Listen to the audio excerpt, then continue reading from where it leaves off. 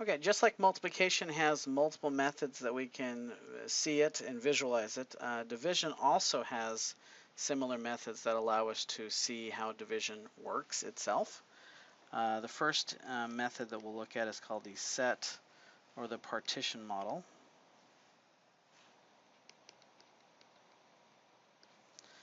And this is again where we use sets and we look at dividing a bigger set into a subset of equal numbers. So say I've got something like 18 cookies that I want to share amongst 3 friends. So 1, 2, 3, 4, 5, 6, 7, 8, 9, 10, 11, 12, 13, 14, 15, 16, 17, 18. Okay. How many groups of 3 that are even can I divide this up into? Well, 18 should give me 6 each. So 1, 2, 3, 4, 5, 6. 1, 2, 3, 4, 5, 6. And so you can see that 18 divided by 3 is equal to 6. Okay, nice easy way to see that. Okay, next model is called the missing factor model.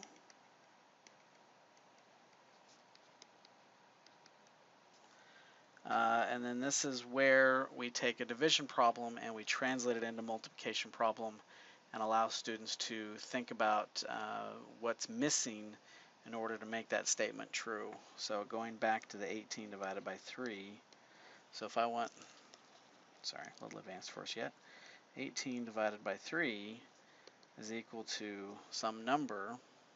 What I want to know then is, sorry, we don't know that number yet, is equal to some strange number. That's the same as saying that 3 times some number is equal to 18. So what number could we visualize that that would be? And then so students hopefully would come up with, oh wait, that's 6. And so 18 divided by 3 is equal to 6. But again, you translate the division problem into a multiplication problem, and students hopefully can see what the missing factor would be. Okay, the next model is called the repeated subtraction model. It's kind of similar to the repeated addition model. In the repeated subtraction model, we continually subtract the dividend out until we get a remainder of some kind. Okay, so let me go back to this cookie scenario. So let's say I want 18 divided by 6. What I'm going to do is I'm going to say, well, 18 minus 6 is 12, and 12 minus 6 is 6, and 6 minus 6 is 0. So how many times was I able to subtract off 6? I was able to do it 3 times. So 18 divided by 6 is 3. Alright, so let's look at a technical definition of what we mean by division of whole numbers. So for any whole numbers a and b with b not equal to 0, and thus a divided by b equals c, if and only if c is the only unique whole number such that b times c equals a. Okay, so we're saying when I divide, the only reason why that works is because it's the only unique number that when I multiplied, I end up getting the original number I started off with. Okay. Now, under, just real quick, talk about vocabulary. I kind of alluded to this earlier, but let's kind of remind ourselves. A divided by b can also be written as a with a fraction, or it can be written as with b on the outside of a division bar. We refer to a as the dividend, and we refer to b as the divisor. And either way, we get c as an answer, and c we refer to as the quotient. So the quotient would be an answer of a division problem.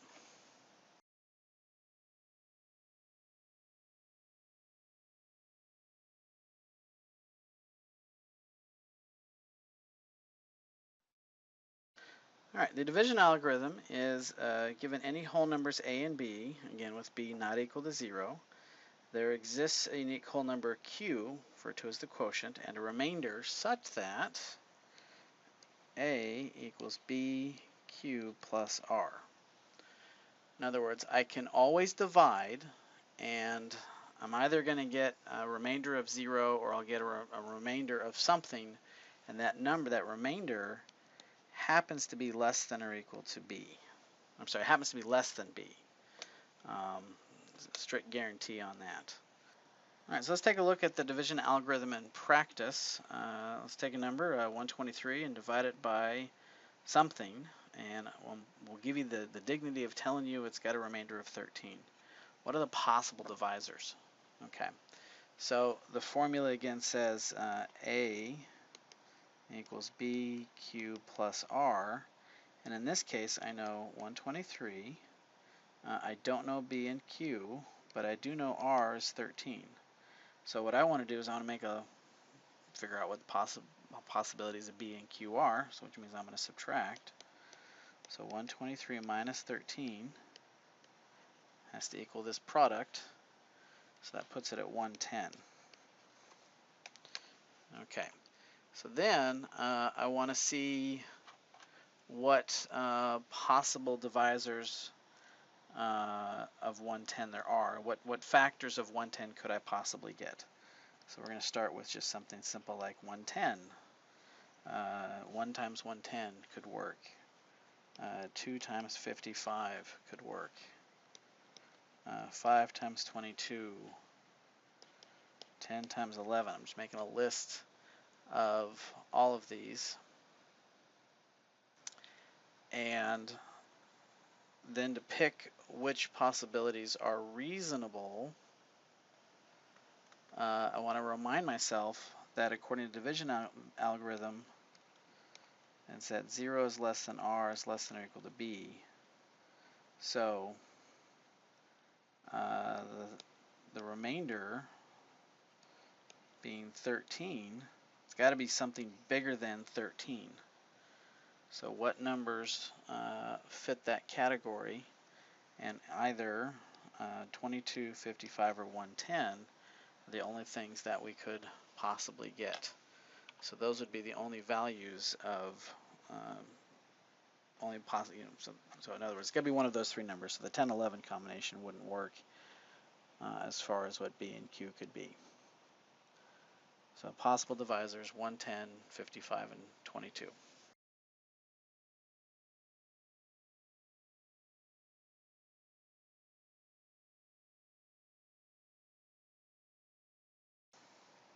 Okay, so I want to take a second and relate some of these relationships that we've been talking about between the various operations. And so let's start with this idea of addition. And what would be the inverse? What would undo addition? That would be subtraction. All right, so those are connected or related to each other's. But in the same sense, if I take addition and I do repeated forms of it, so repeated addition, I get multiplication. Well, same thing with subtraction. If I take subtraction and I do repeated subtraction over and over again, what operation do we get? We get division, right? Well, what's the relationship between multiplication and division? They are inverses of each other.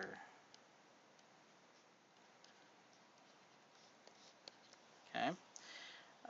That set of relationships is critical for students to develop their math skills into future grade levels. Just constantly reinforcing that addition is the opposite of, or the inverse of subtraction. That multiplication is simply repeated addition.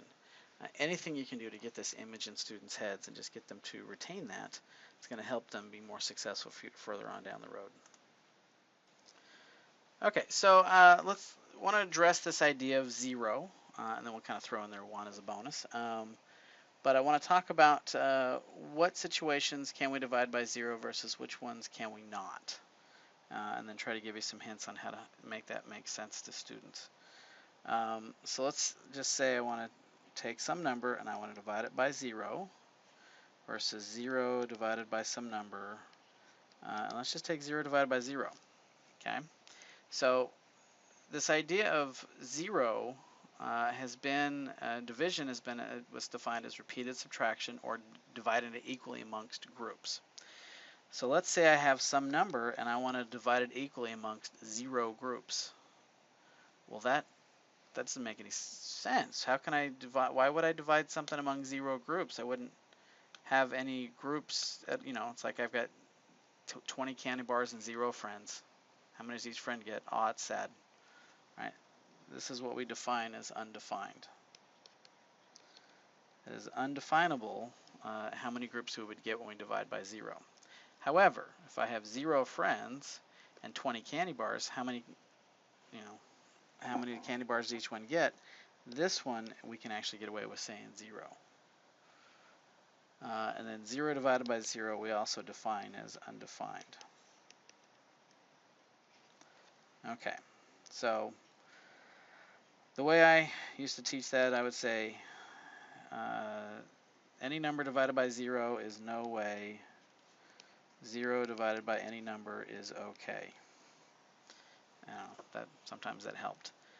Dividing by 1 doesn't change anything. So if I take n divided by 1, I get n.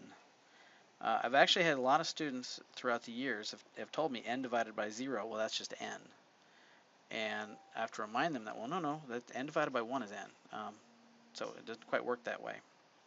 So just be aware of that as an issue. All right, the last topic in this section we're going to talk about is order of operations. If you go back to your idea of PEMDAS, okay, addition, exponents, multiply, divide, add, and subtract. Okay, so as far as which one takes precedence, when I look at a numerical statement, barring the existence of parentheses and exponents, that's something for a later day. We haven't really talked too much about that. I want to look for any multiplications and divisions first, do those operations, and then look at any additions and subtractions. So say I got, for example, 3 times 2 minus 2 times 1. Okay, so order of op says take care of any multiplications first. So 6 minus 2, and then do the subtractions. So I get 4 in that case. If we put parentheses in, that overrides it, but multiplication, division first, addition, subtraction after that.